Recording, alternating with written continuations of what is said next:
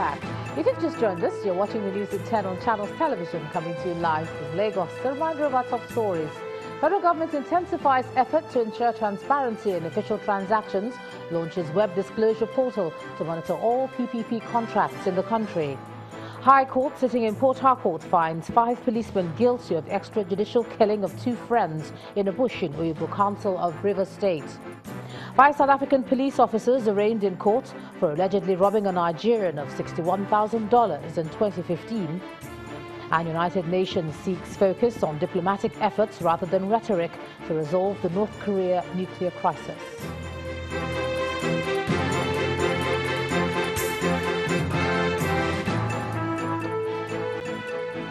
And just to quickly remind you that for more on our top stories and others, please visit our website, channelstv.com and youtube.com/channelsweb.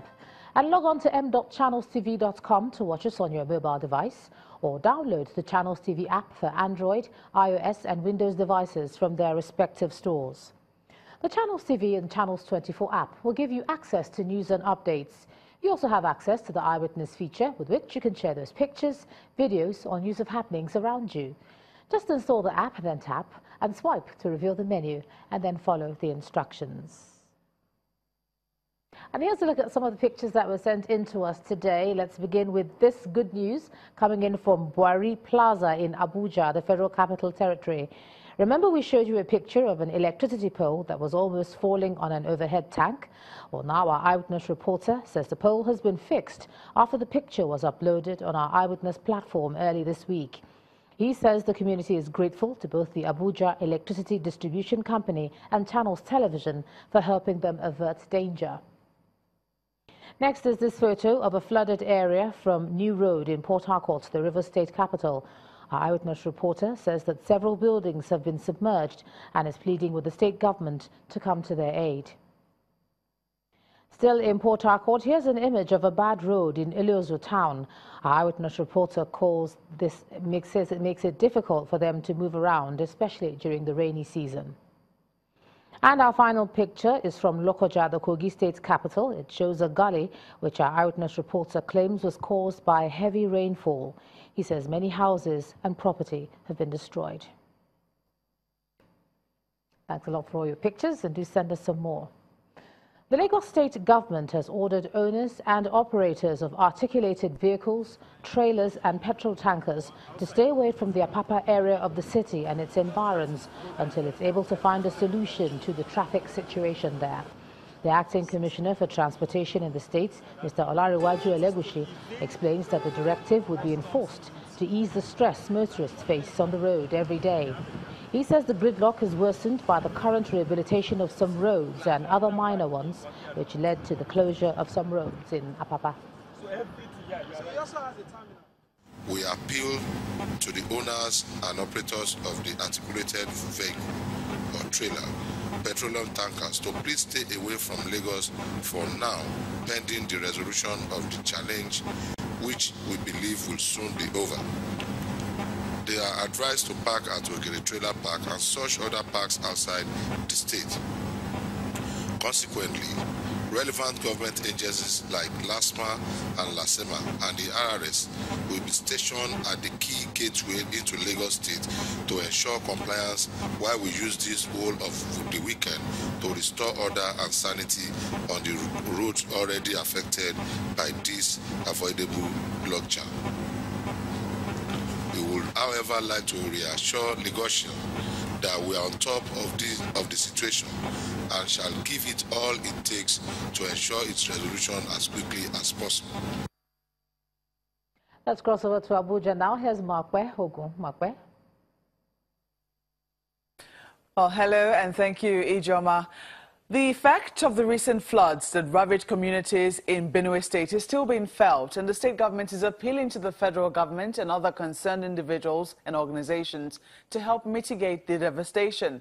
Governor Samuel Ortom regretted his government's inability to rehabilitate the affected areas owing to paucity of funds. He's, however, asking the federal government to assist the state in finding a permanent solution to the perennial problem of flooding there. The sorrow, tears and pain left behind by the early morning downpour of August 27, 2017 is still being felt by residents of the state as the state governor reels in pain on how to rebuild the affected local government areas.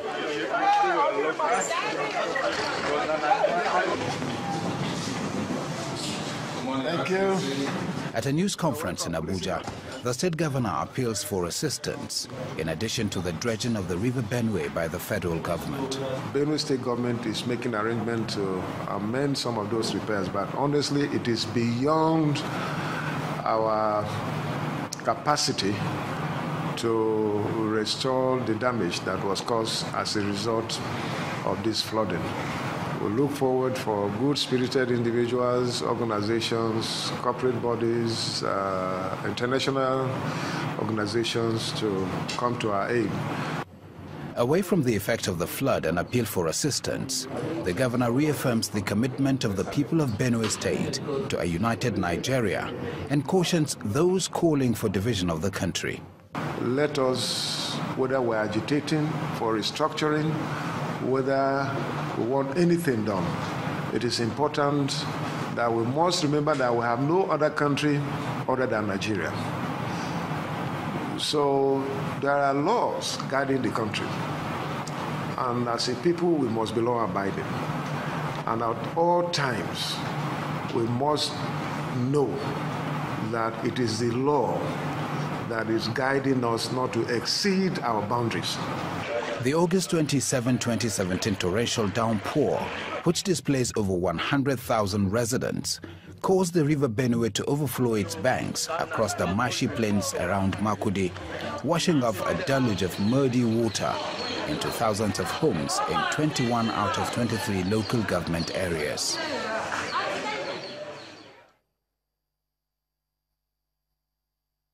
Meanwhile, the terror attacks in the northeastern part of Nigeria may have eased off in recent times, but one major problem that is yet to be solved is the scarcity of food. At least more than 1.9 million people in that region are still in urgent need of food and shelter, and that's according to the United Nations Development Program, UNDP. The country director for the agency in Nigeria, Mr. Samuel Bwala, is asking for more support for the victims of the attack as it continues to empower some of them.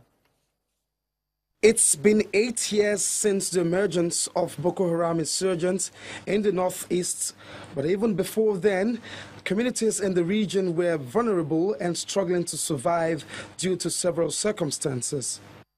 The rebel group worsened the situation, resulting in difficult times for the people, especially women and youths. According to the United Nations Development Program, about 250,000 households and urgent needs of food, shelter, and other social infrastructure. This training program of selected youths from Benue, Adamawa, and Yobe State is part of the UNDP's effort towards ensuring early recovery needs are met through skills acquisition. UNDP is building on activities focusing on empowering internally displaced people with skills that would enable them to have sources of livelihoods. The great news here is that UNDP has not just trained these graduates, but has gone further to provide them with necessary tools and equipment required to start up their private practice in their various fields. While this may have commenced, state official from Benue State speaks about all the challenges. We embarked on the provision of amenities for the displaced people, especially when you go to Bama. Bama is completely destroyed. But now, the government now has just gone to build Bama from scratch. For the UNDP, the agency says it will remain in the northeast for a considerable time. The United Nations Development Program will still stay in the northeast for some time because we are a development agency. We do not coordinate per se the delivery of humanitarian aid. What UNDP does is to coordinate recovery efforts in the northeast, meaning that development interventions in the northeast, starting from the early recovery to recovery, building resilience in those communities and ensuring that development occurs in those communities in a sustainable fashion is what is our responsibility.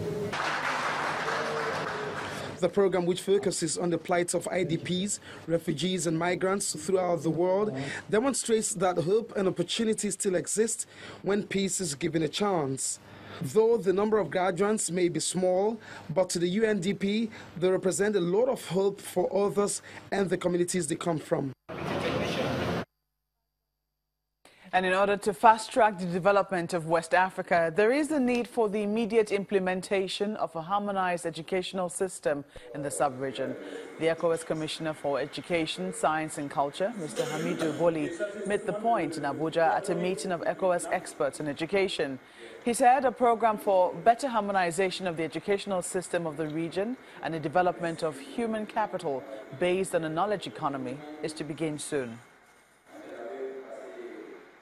We are trying to harmonize everything to make the people in the region being able to move around and get the knowledge and improve their skill and really be a hard worker and ready worker for the development of the region.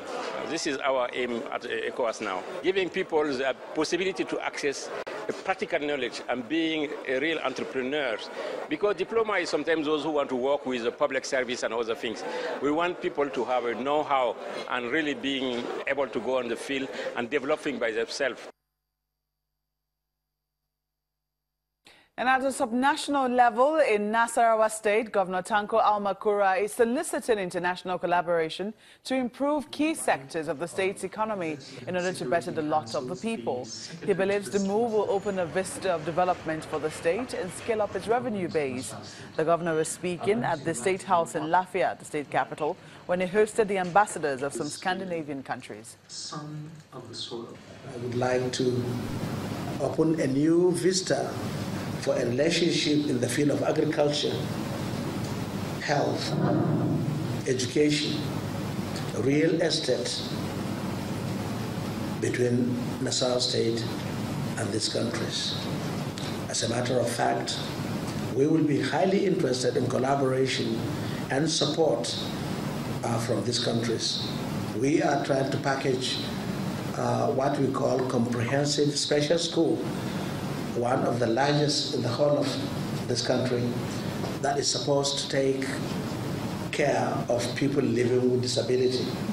We have built the school and we are in the process of furnishing it for takeoff in January. And we are inviting the Nordic countries to come and collaborate with us with a view to adding value in special education. Governor of Nasarawa State, Tanko Almakura. Now, when the news at 10 returns, Honeywell Flour Mills PLC approves a total dividend of 500 million naira for its shareholders at its 8th annual general meeting in Lagos.